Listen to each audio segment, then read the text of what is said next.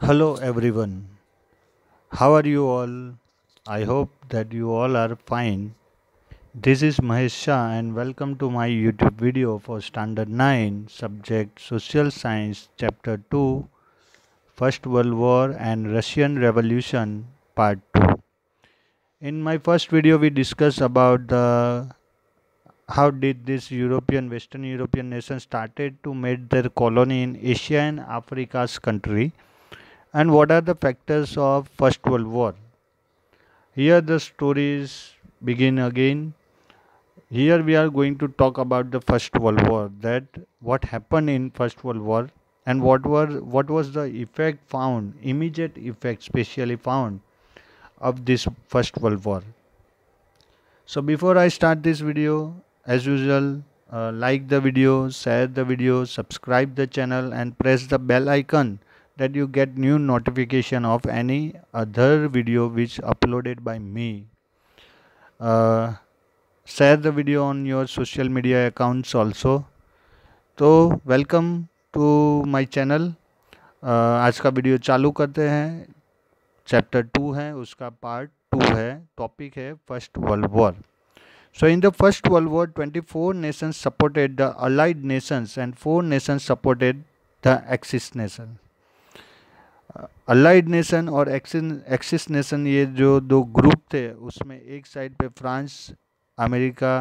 France, England, America थे और दूसरी साइड पे जो ग्रुप था वो था जर्मनी का ग्रुप। अब initially Germany made noteworthy victories in Europe because German found very greedy to conquer the near about region and that is why German prepared army, very strong army, and it's helped to victory in different kind of European nation to Germany. It ruined the French army क्योंकि France को उसने हराया था। उसके दो province जो हमने last video में डिस्कस किया था, फ्रैंकफर्ट ट्रीटी के थ्रू फ्रांस के दो province Lawrence and abscess Germany ने अपने कंट्रोल में ले लिए थे और यही सब रीज़न भी था कि वर्ल्ड वॉर क्रिएट हो। फ्रेंच जो थे वो डिससेटिस्फाइड थे और उनको एक रिवेंज की एक फीलिंग्स उनके अंदर थी। Germany ruined the French army. It fought many submarines wars and destroyed the ships of the Allied nations. तो Allied nations का जो ग्रुप था, फ्रांस, ब्रिटेन, उनके बहुत सारे शिप्स को उन्होंने जर्मनी ने डिस्ट्रॉय कर दिया था। अब तब तक जर्मनी का जो नेवी था वो बहुत ही स्ट्रॉन्ग था। यहाँ पे आप पिक्चर देख सकते हो कि ये किस तरह से वेपन्स यूज़ होते थे।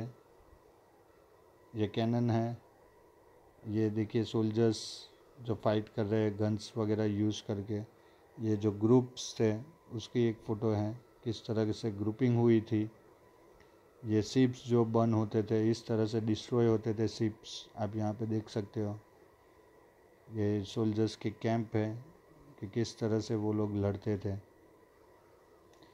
तो जर्मनी ने बहुत सारे अलाइड नेशंस के शिप को डिस्ट्रॉय कर दिया था। अब जब तक ये स्टोरी चालू है, अभी तक अमेरिका इसमें इन्वॉल्व नहीं है। Many soldiers and civilians dead because of tanks and poisonous gases.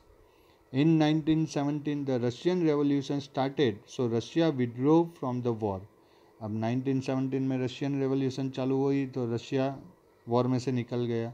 Germany was very strong at this time. अब जर्मनी ये टाइम पे और स्ट्रॉन्ग हो गया क्योंकि अलाइड नेशन में से रशिया एक पावरफुल नेशन था, वो निकल गया। It manage to drown an American steamer Lusitania in which 147 American soldiers dead. तो ये अमेरिकन शिप है लुसिनिया, इसको जर्मनी ने डिस्ट्रॉय कर दिया। अब यहाँ से अमेरिका इन्वॉल्व होता है और पूरी स्टोरी चेंज हो जाती है। जैसे ही अमेरिका इन्वॉल्व होता है वॉर में, वैसे Consequently, America joined the Allied nation for the war in April 1917. तो अमेरिका वॉर में स्टार्टिंग में नहीं था। फर्स्ट वर्ल्ड वॉर में भी अमेरिका नहीं था और सेकेंड वर्ल्ड वॉर में भी अमेरिका नहीं था। America in the middle of the war enter and ultimately the change all scenario of the war. All the result was changed due to the participation of America in the war. With that, countries like Panama, Greece, Cuba, China, join the allied nation, America जैसे join हुआ वैसे ही allied nation group और strong हो गया. Thus the allied Nations became stronger. German army could not withstand the American troops. अब इतनी बड़ी army के साथ जर्मनी अकेला लड़ नहीं सकता था. The whole position of the war change. जो अब तक जर्मनी जीतने के लेवल पे था वहाँ से पूरी सिचुएशन चेंज हो गई और अब अलाइड नेशन ग्रुप जीतने वाला था. बल्गेरिया इन सितंबर 1980, Turkey and Austria in October 1918 join the allied Nations. तो जर्मनी के ग्रुप में जो नेशंस थे उन्होंने अपना ग्रुप चेंज कर दिया और अलाइड नेशन के साइड चले गए. द जर्मन लीडर कैजर, ये है Kaiser, this is a photo of German leader Kaiser जो आपके टेक्स्ट बुक में नहीं है, आप यहाँ पे देख सकते हो. ये तो ये जर्मन लीडर जो कैजर था abdicated his position and ran away. वो अपनी पोजीशन छोड़ के भाग गया. Germany surrender to allied nation and signed a cease fire treaty and the war came to an end. और ऐसे करके 1819 में जर्मनी ने सरेंडर कर दिया और यहाँ पे फर्स्ट वर्ल्ड वॉर एंड हुई. पर ये वॉर एंड हुई वो पार्ट 1 था. अब इसका पार्ट 2 था वर्ल्ड वॉर 2 जिसके बारे में हम नेक्स्ट चैप्टर में डिस्कस करेंगे. पर उसके रीजंस हमें यहाँ से ही मिलते हैं कि क्या रीजंस थे कि जिसकी वजह से वर्ल्ड वॉर 2 हुई. तो ये यहाँ पे ट्रीटी जो इमीडिएट इफेक्ट हुई वो क्या इफेक्ट हुई, अलग अलग टाइप की ट्रीटी हुई. जर्मनी के ऊपर पेनल्टीज लगी, पावर जो है वो सेंट्रलाइज हो गया, लोगों के पास खाने को कुछ नहीं बचा था. उसकी लॉन्ग टर्म इफेक्ट यहाँ पे है, शॉर्ट टर्म इफेक्ट, बहुत सारे चेंज हुआ. ये ट्रीटी जो थी इसके बारे में भी हम बात करेंगे कि जर्मनी ने कैसे ट्रीटी साइन की और किस हिसाब से जर्मनी जो इतनी पावरफुल इकोनॉमी थी वो एकदम से कोलैप्स हो गई. तो effect of first world war immediate effect, ये आपके लॉन्ग क्वेश्चन में एक आंसर आ सकता है. तो first are destruction of man and material. कितना डिस्ट्रक्शन हुआ, तो approximately 6.5 crore people took part in the war. 6.5 crore people ने, इतने लोगों ने, 6.5 करोड़ लोगों ने इसमें पार्टिसिपेट किया था. एटलीस्ट 1 करोड़ डेड, 1 करोड़ उसमें से मर गए. About 2 crore were injured, 2 crore injure हो गए. Around 70 lakh were rendered permanently handicapped. 70 lakh ऐसे जिसके किसी का हाथ कट गया, किसी का पैर कट गया, किसी की आँख फूट गई, ऐसे 70 लाख. मोर number of people dead because of starvation and other form of killing and epidemics that broken out after the war. और इसके अलावा अलग अलग रीजन से मरने वाले, भूख से मरने वाले, बीमारी से मरने वाले, ये लोगों का तो कोई रिकॉर्ड ही नहीं था. द टोटल वो एक्सपेंडिचर वॉज क्वाइट हाई. और जो फाइनेंशियल जो अगर हम बात करें तो वो इतना अमाउंट था कि जिसका कोई रिकॉर्ड ही नहीं था. सोशल चेंज जो हुए वो क्या हुए, तो during the war since majority of the man of all nations were on the war front, women shoulder the responsibility of the family and occupation. अब जब जितने भी मेल थे वो सब वॉर में बिजी थे, तो फीमेल्स थी जो सोसाइटी की, उनको काम करने के लिए जाना पड़ा. अब वो जब काम करती थी तो उनको अपनी स्ट्रेंथ पता चली कि हम कितना वर्क कर सकते हैं. और फ्रेंच रेवोल्यूशन जो चालू हुई थी वहाँ पे फीमेल फ्रेंच रेवोल्यूशन का जो एंड है वो सेकेंड वर्ल्ड वॉर के एंड के बाद हुआ था. सेम कंटेंट वहाँ पे भी अप्लाई हुआ था कि वहाँ पे फ्रेंच रेवोल्यूशन 1789 में जो चालू हुई थी वहाँ पे चेंज तो हुआ, मोनार्क फ्रांस रिपब्लिक नेशन तो बना, पर वहाँ फीमेल्स को राइट्स नहीं थे, ना ही राइट टू वोट था, ना ही उनको पढ़ाई का कोई राइट था. तो ये जो कंट्रोवर्सी थी वो ये टाइम पे चेंज हुई. ये सोशल चेंज सबसे बड़ा सोशल चेंज हुआ. They stepped out of their homes and successfully took over the responsibility in the different professionals field. The self confidence of their being equivalent to man enhanced. Consequently, the demand for women to exercise their franchise was raised. During the war, the production of things of basic necessity had reduced. So, problems like scarcity, unemployment, starvation, strikes, lockouts, etc. rise its head. तो women's का बहुत सारा development हुआ. फिर जो product जो commodity necessary थी उसका प्रोडक्शन कम हुआ था क्योंकि वेपन्स बनाने में सब मटेरियल यूज़ होता था, तो उसके वजह से स्कैसिटी क्रिएट हुई, अनएम्प्लॉयमेंट बढ़ा, स्टारवेशन की सिचुएशन आ गई, लॉकडाउन्स होने लगे, स्ट्राइक्स होने लगी, people suffered a lot and childrens condition was pathetic. तो यहाँ पे लोगों को बहुत सहना पड़ा और ख़ास करके बच्चों की हालत सबसे ख़राब थी। अब ट्रीटी ऑफ वर्सेल्स जून 1919, ये है ट्रीटी ऑफ वर्सेल्स जो जर्मनी ने साइन की थी। ये उसका फ़ोटो है कि किस तरह से उन्होंने साइन किया था वो टाइम का। अब ये आपको बेनिफिट मिलता है ये वीडियो देखने का कि यहाँ पे बहुत सारे अननोन फैक्टर्स आपके सामने ओपन होते हैं जिससे कंटेंट आपके दिमाग में स्टोर हो जाए।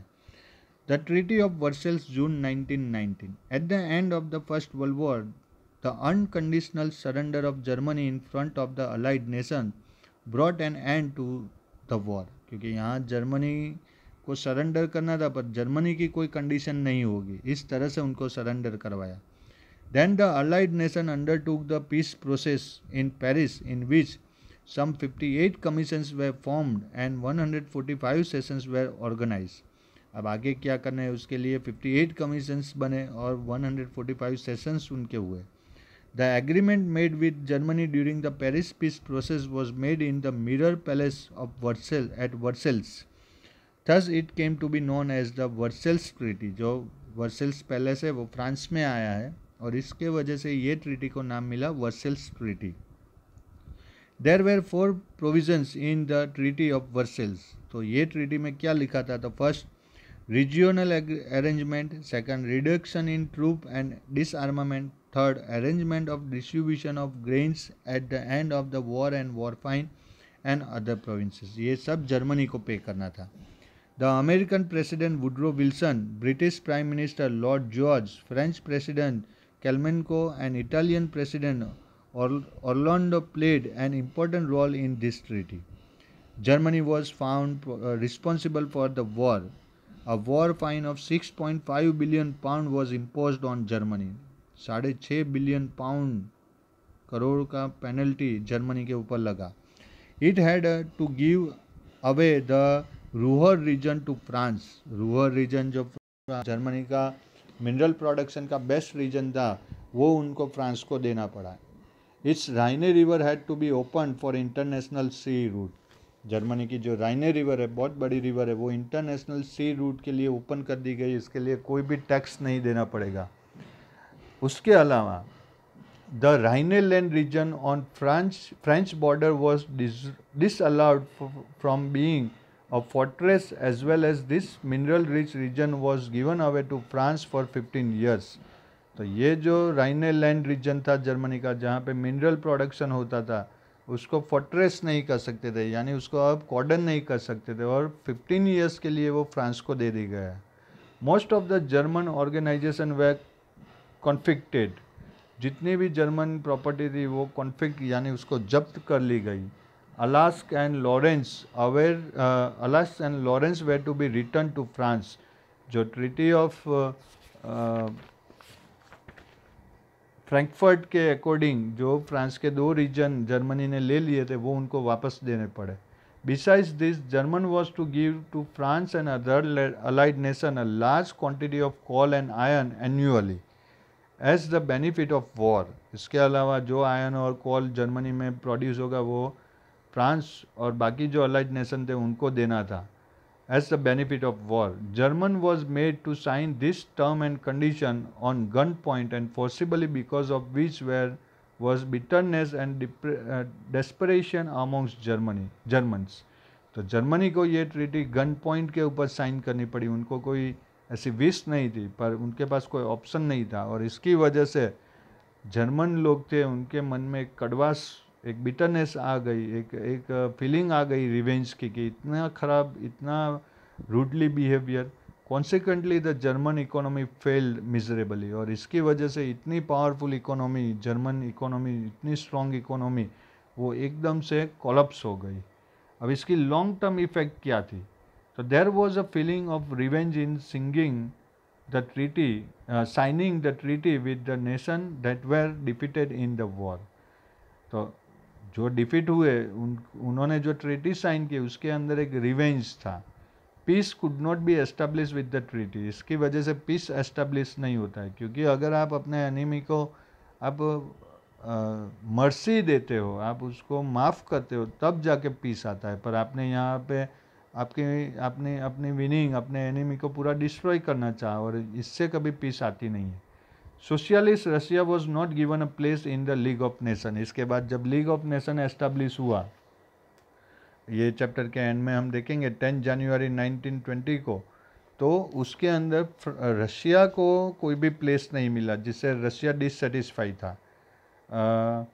American did not join the league of nation, America ने लीग ऑफ ज्वाइन नेशन नहीं किया। That's why it can be said that the reason for the second world war was in the peace process of the first world war itself.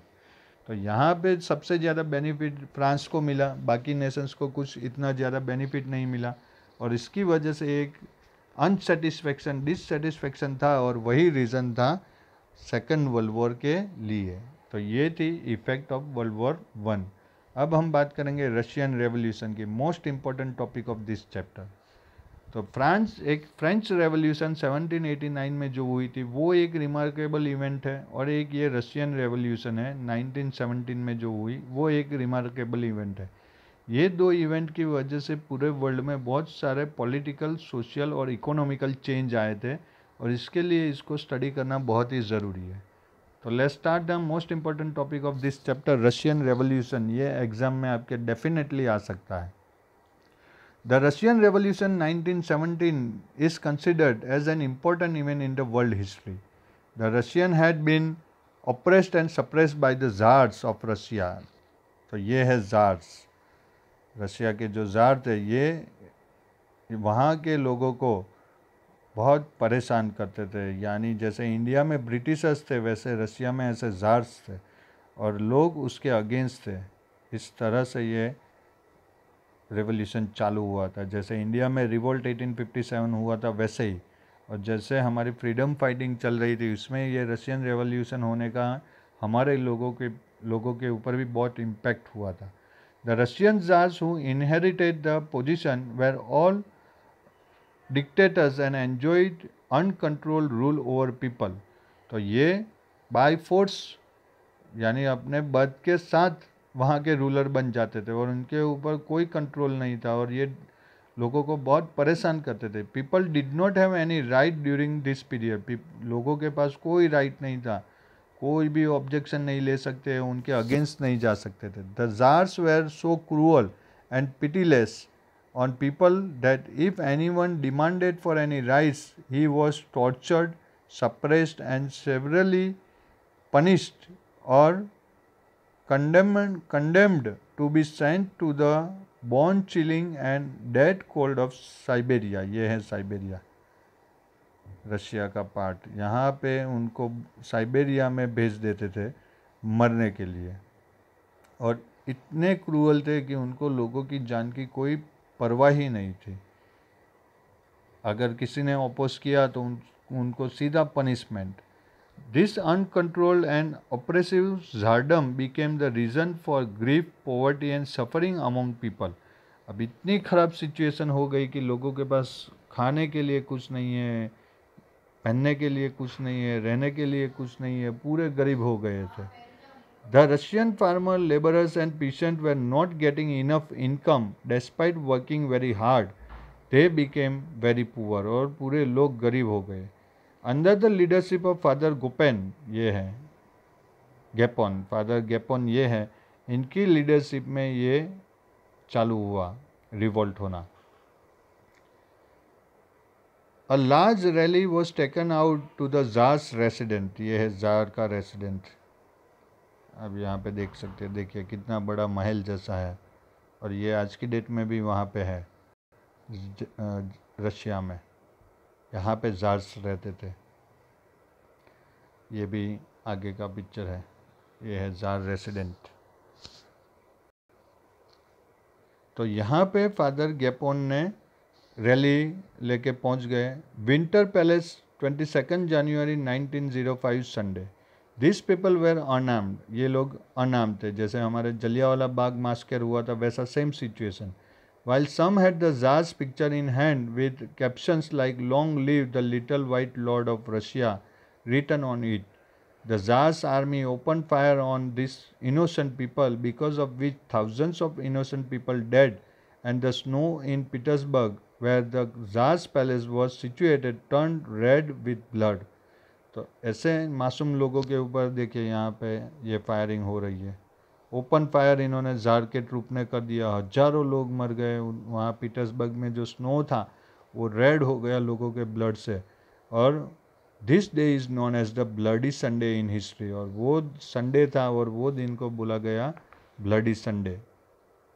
Around this time, a large number of Russians got provoked and became restless, as the weakness of the Tsardom had become obvious when a small nation like Japan had defeated a massive nation like Russia in the Russian-Japan War 1904-1905. फिर जब लोगों को provoke किया गया, जागृत किया गया और उनको बताया गया कि एक छोटा जापान अगर इतने बड़े रशिया को डिफीट कर सकता है, तो हम लोग अगर साथ में यूनिटी में रहेंगे तो हम भी ये जार्डम को डिफीट कर सकते हैं. In order to pacify the angry Russian an announcement to call for Duma legislative assembly. तो ये रशिया की लेजिस्लेटिव असेंबली है जिसको डूमा बोलते हैं, और लोगों ने डूमा की डिमांड की कि हमें हमारे राइट्स चाहिए, which had not been called for years, और वो बहुत टाइम से ये डूमा असेंबली हुई ही नहीं थी, was made. Eventually 4 such Duma were called. ऐसी 4 डिफरेंट काइंड ऑफ असेंबली हुई, but before it can take step to satisfy the citizen it had been called off. पर जब तक उसमें कोई भी डिसीजन लिया जाता उससे पहले वो डूमा को कॉल्ड ऑफ किया जाता था, यानी बंद कर दिया जाता था. On 8 March 1917, the oppressed worker of Petrograd called for a strike. अब ये है पेट्रोगार्ड, यहाँ के जो वर्कर थे उन्होंने स्ट्राइक अनाउंस कर दी. ये पिक्चर में जो आप देख रहे हो वो. अब the tsar sent his troop to contain this event, but the army refuse to shoot this people. जैसे मंगल पांडे रिवोल्ट हमारा चालू हुआ था, वो सिचुएशन की जार ने अपना ट्रूप तो भेज दिया, पर ये आर्मी जो थी वो भी एक्चुअली में थी तो रशियन लोगों से ही बनी हुई. अब वो अपने लोगों के ऊपर कैसे फायर करे, एक बार तो ऑलरेडी ये हो चुका था. As a result the revolution began, और इस तरह से ये रिवोल्यूशन चालू हुआ. After the fall of the czardom the power fell into the hand of Kerensky led Menshevik group minority group. तो ये है केरेंस्काई, इनके हाथ में पावर गया जो माइनॉरिटी ग्रुप के लीडर थे. Except for Lenin everyone in Russia was happy with the fall of jar. पर लेनिन जो थे ये हैप्पी नहीं थे. इनके अलावा पूरे रशिया में सब लोग हैप्पी थे, क्योंकि यहाँ पे जार का जो रूल था जो 300 ईयर्स ओल्ड था वो यहाँ पे ख़त्म हो रहा था. But Lenin believed in the importance of labourer as propagated by Karl Marx. तो ये जो लास्ट पिक्चर है ये है कार्ल मार्क्स. लेनिन जो थे वो कार्ल मार्क्स के फॉलोअर थे, और कार्ल मार्क्स ने लेबर्स के लिए बहुत सारा कुछ फिलोसॉफी प्रिपेयर किया था. While the Menshevik group believed in the importance of the middle class. अब लेनिन जो था वो लेबर यानी जो हाईएस्ट ग्रुप था उसकी फेवर में था, और जबकि क्रेनिस्की था वो मिडिल क्लास, जो मेंशेविक ग्रुप जो बना था, मेंशेविक यानी माइनॉरिटी और बोल्शेविक यानी मेजोरिटी, तो ये जो ग्रुप था वो मिडिल क्लास के राइट्स के लिए अग्रेसिव था. As a result, Lenin instigated the Bolshevik against Menshevik, and in November 1917 declared the final revolution and got the reins in his hand. तो ये ऐसे दो ग्रुप बने, बोल्शेविक और मेंशेविक ग्रुप. बोल्शेविक जो मेजोरिटी वाला ग्रुप था तो बट ऑब्वियसली वही जीतेंगे, और इस तरह से लेनिन के हाथ में सब पावर आया. This came to be known as the socialist Bolshevik revolution, और इसलिए ये रेवोल्यूशन को बोल्शेविक रेवोल्यूशन भी बोला जाता है। बोल्शेविक यानी मेजोरिटी वाली revolution. Thus the 300 years old Tsardom came to an end and for the first time Russia was without a Tsar। और इस तरह से रशियन रेवोल्यूशन की वजह से 300 इयर्स पुराना ज़ारडम वहाँ पे ख़त्म हुआ और एक नया रशिया विदाउट ज़ार क्रिएट हुआ। तो ये है रशियन रेवोल्यूशन। अब हम बात करते हैं लीग ऑफ नेशन के बारे में, जो एक्चुअली में फेल हो गई सेकेंड वर्ल्ड वॉर को रोकने के लिए, पर उनके जो एफर्ट्स थे वो आगे जाके हेल्पफुल रहे। The horror of the world war explain the absolute necessity of world peace to the nation of the world. क्योंकि इतने 6.5 करोड़ लोग मर गए, इतना सारा डिस्ट्रक्शन हुआ, तो अब दुनिया ने सोचा कि अभी वर्ल्ड पीस चाहिए। And for this a need for an international organisation was felt. अब इसके लिए एक ऐसी इंस्टीट्यूशन ऑर्गेनाइजेशन चाहिए थी जो इंटरनेशनल लेवल के ऊपर वर्क करे। So it became necessary to think actively and immediately about world peace. The American President Woodrow Wilson had contributed substantially in the establishment of the League of Nations. तो American president ने जो suggest किया वो league of nation establish करने में helpful रहा। The 14 points suggested by Woodrow Wilson, तो उसमें से कुछ 14 पॉइंट्स यहाँ पे हैं और ये है वुड्रो विल्सन अमेरिकन प्रेसिडेंट, जो आप देख सकते हो यहाँ पे। और ये उनके 14 पॉइंट्स में से कुछ है। Open diplomacy, freedom of the speech area, free trade, डिसआर्मामेंट, national self determination, the league of nation, ये सब कॉन्सेप्ट इनके थे। और ये है AIIMS of the league of nation कि उनके क्या एम थे। तो ये एम आपके टेक्स्ट बुक में लिखे हुए ही है जो हम अभी डिस्कस करते हैं। The 14 points suggested by Woodrow Wilson were presented during the Paris peace process on 10 January 1920। The league of nation was form. तो पेरिस पीस प्रोसेस के टाइम पे ही ये लीग ऑफ नेशन एस्टेब्लिश हो गया था। अब इसके जो एम थे वो क्या थे? तो to maintain international peace and security, यानी कोई भी कंट्री आपस में बैटल वॉर ना करे वो देखना था। Even nation to respect the unity and integrity of other nation, जो फैसी नेशनलिज्म वाली जो थॉट्स थी उसको डिनाइट करना था, सब नेशन एक दूसरे के बारे में सोचे। To give up the policy of war, war के बारे में ना सोचे। टू डेवलप इंटरनेशनल रिलेशन, एक दूसरे के साथ अच्छे रिलेशन क्रिएट करे। To solve international disputes peacefully through negotiation और मेडिएशन, यानी कोई भी प्रॉब्लम है तो उसको डिप्लोमेटिकली बातें करके सॉल्व करो, उसके लिए बैटल करने की कोई ज़रूरत नहीं है। और if any nation ignores the league of Nation और its mediations it would be declared as a rebel nation, यानी जो भी नेशन लीग ऑफ नेशन के रूल्स को फॉलो नहीं करेगा तो बाकी जो नेशन है उसके साथ कोई रिलेशन नहीं रखेंगे।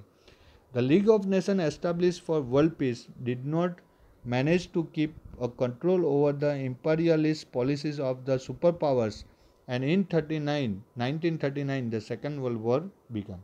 तो लीग ऑफ नेशन एस्टेब्लिश तो हुआ पर league of nation third world war होने से रोक नहीं सका और यही लीग ऑफ नेशन का फेलियर है। और जो सेकंड वर्ल्ड वॉर रोक नहीं सका लीग ऑफ नेशन और वही इसका फेलियर है। और सेकंड वर्ल्ड वॉर में क्या हुआ वो इसके बाद वाले चैप्टर 3 के जो मैं वीडियो अपलोड करूँगा उसके अंदर हम डिस्कस करने वाले हैं। तो हो सके तो आपको बेल आइकन प्रेस कर देना है जिससे आपको न्यू नोटिफिकेशन मिल जाए। सेकंड वर्ल्ड वॉर चैप्टर भी बहुत ही इंटरेस्टिंग है, वहाँ पे भी हमें बहुत सारे फैक्ट्स पता चलेंगे, कब कैसे यूएन एस्टेब्लिश हुआ, कौन से उसके परमानेंट मेंबर हैं, उनके क्या राइट्स है, ये सब डिटेल्स थर्ड चैप्टर में हमें डिस्कस करने को मिलेगी। तो 9th स्टैंडर्ड का जो एसएस है वो बहुत ही लेंथी है और इंटरेस्टिंग भी है, बहुत सारी डिटेल्स इसके अंदर नहीं है जो आज तक आपने कभी पढ़ी नहीं होगी। तो ये मैं एकदम सिंपल लैंग्वेज में ये एक्सप्लेनेशन दे रहा हूँ कि आपके माइंड में हर एक टॉपिक सेट हो जाए और आपको पता चले कि आप क्या पढ़ रहे हो। अब इसके रिगार्डिंग कोई भी आपकी क्वेरी है तो आप मुझे टेक्स्ट कर सकते हो, कोई क्वेश्चन है तो भी आप मुझे भेज सकते हो। इसके बाद ये मैंने एक एक्सरसाइज दी है आपको, ये आपको सॉल्व करनी है घर पे बैठे बैठे। इसमें अगर आपको कोई आंसर नहीं आता है तो भी आप मुझे टेक्स्ट कर सकते हो, और कोई आपका सजेशन हो तो भी आप मुझे दे सकते हो। और वीडियो के बाद आपको रिव्यू देना है कि आपको कैसा लगा, क्या चेंजेस आपको चाहिए। तब तक आप घर पे ही रहिए। आप अपने फ्रेंड्स को भी बता सकते हो जिसके पास फैसिलिटी नहीं हो, अभी टेक्स्ट बुक नहीं हो या कोई और प्रॉब्लम हो, तो वीडियो देख के वो भी कुछ नया सीखे। आपके सोशल मीडिया प्लेटफॉर्म पे भी आप इसको शेयर कर सकते हो, और वीडियो को लाइक करके चैनल को सब्सक्राइब करना आप भूलोगे नहीं। तब तक stay home, stay safe, God bless you, thank you very much.